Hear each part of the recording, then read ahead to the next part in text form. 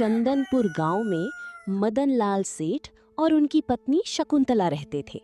अमीर तो बहुत थे, लेकिन दिल से कंजूस और जालिम। उनके घर में सुमन नाम की अनाथ लड़की काम करती थी। उसके माँ बाप नहीं थे। सेठानी ने उसे पाला तो था, लेकिन गुलाम से भी बदतर हालत में रखा। एक दिन सेठ मदन लाल व्यापार पर दूसरे गांव चले गए। उनकी जाते ही शकुंतला का असली चेहरा सामने आ गया। ओ सुमन, दोपहर हो गई और अब तक चूल्हा नहीं जला। सुबह से क्या कर रही है? मालकिन, मैं पानी लाने गई थी। नदी बहुत दूर है, इसीलिए देर हो गई। फिर सुमन जल्दी जल्दी खाना बना लेती है और सारा काम खत्म कर लेती है। फिर शाम हो जाती है। तभी सुमन की मालकिन आती हैं और सुमन से कहती हैं, बहाने मत बनाना। मेरे भाई राकेश और उसकी पत्नी नीतू आ रहे हैं। उनके लिए पनीर की सब्जी बनानी है और पानी खत्म है। जा, अभी नदी से 2 घड़े पानी भर ला।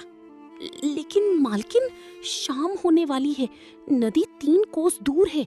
लौटते लौटते रात हो जाएगी। रास्ते में जंगल है, जानवर हैं। तो कुएं से भर ले, जो गांव के छोर पर है। डर लगता है तो भूखी रह। और हाँ, अगर पानी नहीं आया तो तुझे मार मार कर बाहर निकाल दूंगी। जैसी आज्ञा मालकिन। वो कुआं था, पुराना, गहरा और भयानक। सालों पहले चंदा नाम की एक सुंदर लड़की उसमें कूद गई थी। कहते हैं उसके पति ने उसे धोखा दिया था। तब से उसकी आत्मा वहां भटकती है। रात में कुएं से रोने की आवाजें आती। कोई भी उस कुएं के पास नहीं जाता था। सुमन घड़ी लेकर कुएं की ओर बढ़ी। रास्ते में हवा ठंडी हो गई। पेड़ हिलने लगे। उल्लू चिल्लाया, नदी बहुत दूर है, अंधेरा हो जाएगा। क्यों ना इसी कुएं से पानी भर लूं? पर लोग कहते हैं यहाँ चुड़ैल रहती है। मर जाऊंगी तो क्या होगा? वैसे भी मालकिन मुझे मार ही डालेगी। उसने डरते डरते कुएं में झांका। अंदर पूरा अंधेरा था। तभी एक मीठी लेकिन दिल दहला देने वाली आवाज आई, बचाओ, कोई तो मेरी मदद करो। मैं यहाँ अकेली हूँ, बहुत दिनों से। पानी पिला दो, हाथ पकड़ा दो। अरे, तुम कौन हो? कैसे गिर गई इस कुएं में? बहुत दिनों पहले मैं भी तुम्हारी तरह मजबूर थी। बस एक बार हाथ पकड़ा दे, मैं बाहर निकल आऊंगी। सुमन ने दया दिखा दी। उसने हाथ बढ़ाया और अगली ही पल एक सड़ी गली ठंडी उंगलियों ने उसकी कलाई पकड़ ली। वो खींची तो नहीं गई, लेकिन एक काला धुआं उसकी मुंह, नाक, आंखों में घुस गया। सुमन की आंखें लाल हो गई। वो जमीन पर गिर गई, करवटें बदली और फिर उठी। लेकिन अब वो सुमन नहीं थी, उसके अंदर चंदा आ चुकी थी। सुमन घर वापस आई। उसकी चाल बदल गई थी। बोली में ठहराव था और आंखों में चिंगारी। घर पर मेहमान आ चुके थे, राकेश और नीतू। सुमन, पानी रसोई में रख और जल्दी से पनीर की सब्जी बना। राकेश बहुत भूखा है। तेरी इतनी हिम्मत कि तू मुझे हुक्म दे? ले, तू खुद पानी भर ले। अरे ये क्या?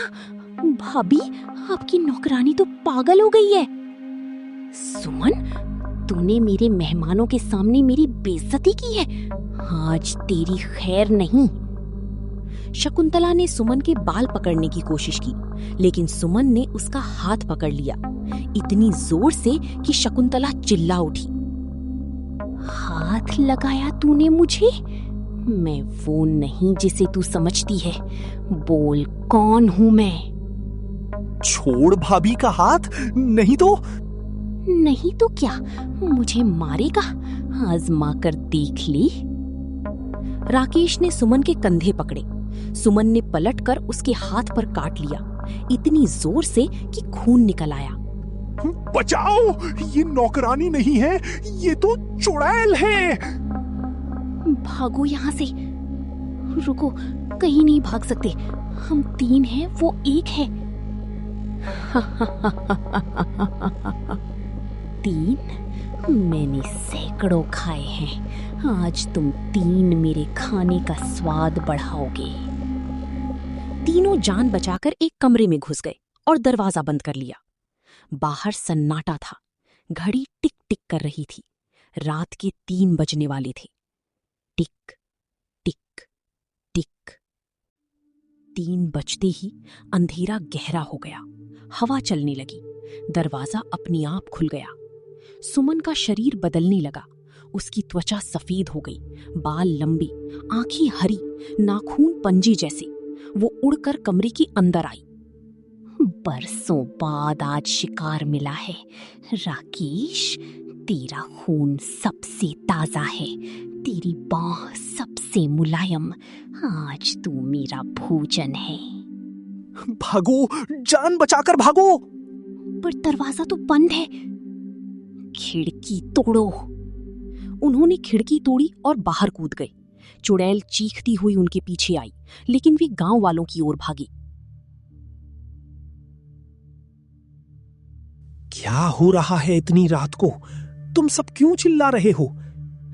ठाकुर जी, हमारी नौकरानी सुमन पर चुड़ैल सवार है। उसने राकेश को काट लिया, हमें मार डालेगी। वही कुएं वाली चुड़ैल है, चंदा। मैंने बुजुर्गों से सुना था, चंदा की आत्मा सालों पहले उस कुएं में कूदी थी। उसके पति ने उसे छोड़ा था। उसकी सारी ताकत उस कुएं में है। अगर कुआं जला दिया जाए तो वो खत्म हो जाएगी। लेकिन कुआं जलाने से पहले हमें सुमन को बाहर निकालना होगा। वो मासूम है। सच कहा, हम कुएं में आग नहीं लगाएंगे। हम कुएं की चारों ओर आग लगाएंगे ताकि चंदा की शक्ति खत्म हो जाए और सुमन बच जाए। सभी गांव वाले सूखी घास, लकड़ी और मिट्टी का तेल लेकर कुएं के पास पहुंचे।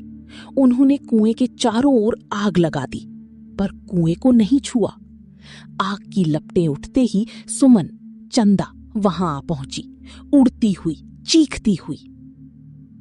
नहीं, ये मत करो, मैं जल रही हूं, बचाओ। चंदा, तुझे इन मासूमों का क्या बिगाड़ा था? तू क्यों नहीं मुक्त होना चाहती? मुझे धोखा मिला था। मैं अकेली मर गई। किसी ने मेरी मदद नहीं की, इसलिए मैं बदला लेती हूँ। चंदा, मैं भी जालिम थी। मैंने सुमन को सताया, पर अब मुझे एहसास हुआ, दर्द बांटने से कम नहीं होता, बढ़ता है। तू माफ कर दे और मुक्त हो जा। सच कहा तूने, मैंने गलत किया। आग के बीच चंदा का काला धुआं ऊपर उठा और फिर गायब हो गया। सुमन जमीन पर गिर पड़ी। आग बुझी। सुमन की आंखें खुली। वो अब पूरी तरह ठीक थी। बेटा, मुझे माफ कर देना। आज से तू मेरी नौकरानी नहीं, मेरी बेटी है। मालकिन, मालकिन नहीं, मां कह। उस दिन के बाद चंदनपुर गांव से चुड़ैल का साया हमेशा के लिए उठ गया। कुआं ढक दिया गया। सुमन अब उसी घर में बेटी बनकर रहने लगी और शकुंतला ने कसम खाई, कभी किसी के साथ बुरा नहीं करेगी। सीख यही है, कभी किसी की मजबूरी का फायदा मत उठाओ, क्योंकि अगर तुमने दर्द दिया तो दर्द ही तुम्हारा पीछा करेगा, और अगर तुमने प्यार दिया तो वही प्यार तुम्हें बचाएगा।